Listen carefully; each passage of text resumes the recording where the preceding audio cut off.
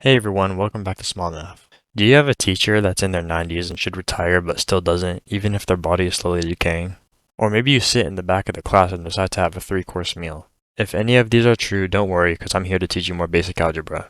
Today I want to talk about a couple more important topics that will be important throughout the rest of math: absolute value and variables.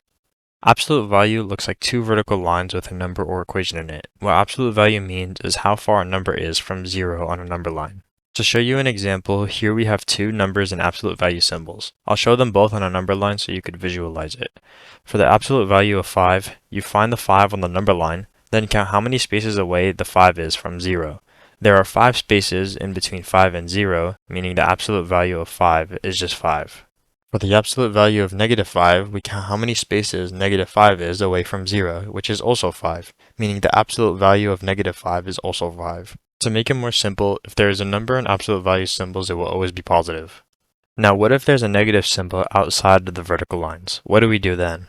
Well, absolute value only applies to what's inside of the vertical lines, meaning that the negative is not included. Here, we have a negative absolute value of 5. The absolute value of 5, as we already know, is just 5, but we still have the negative outside, which means the answer is -5. I hope that makes sense, but if it doesn't, let me know in the comments. I'll try to answer as many people as I can. Alright, enough of absolute value, let's move on to variables. A variable will commonly look like a letter that represents something unknown or something that could change. For example, the amount of tips that you make at a restaurant is a variable because it changes from day to day depending on how generous people are feeling. In algebra, you will most likely see x or y as a variable. Let me show you a few examples of these.